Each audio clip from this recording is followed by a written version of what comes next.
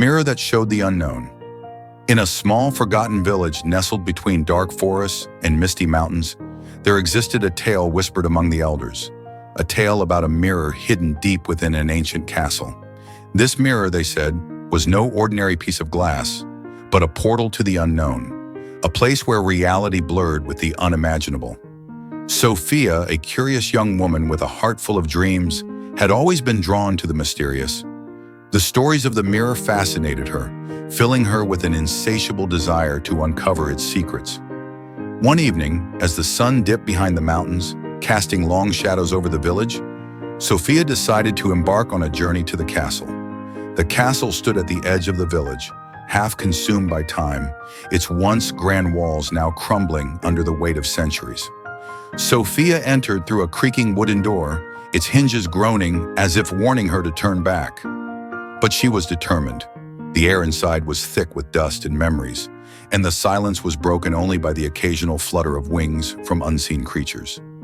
In the heart of the castle, in a room that seemed forgotten by time itself, she found it, the mirror. It was tall and ornate, framed in gold that had long since lost its luster. The glass, however, was pristine, as if untouched by the years.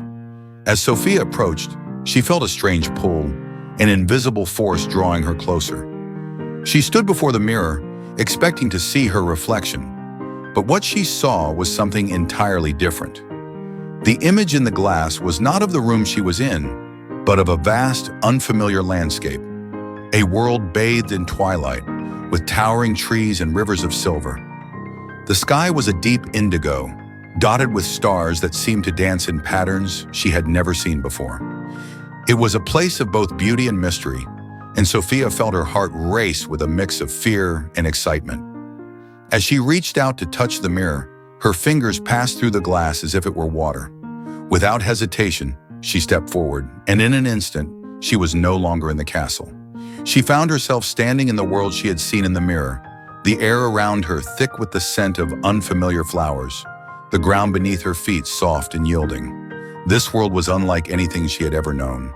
The trees whispered in languages she could almost understand, and the rivers sang songs that tugged at her soul. Strange creatures, with eyes that shimmered like gems, watched her from the shadows, curious but not unfriendly. Sofia wandered through this land, each step taking her deeper into its mysteries. She discovered a city made of crystal, where the buildings rose like delicate sculptures, reflecting the stars in their many facets. The inhabitants, ethereal beings of light, welcomed her with smiles, their voices like music.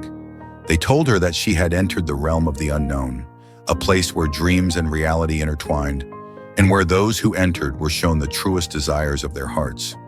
But not all in this world was as it seemed. As days turned into weeks, Sofia began to feel a strange longing, a pull towards something she couldn't quite identify.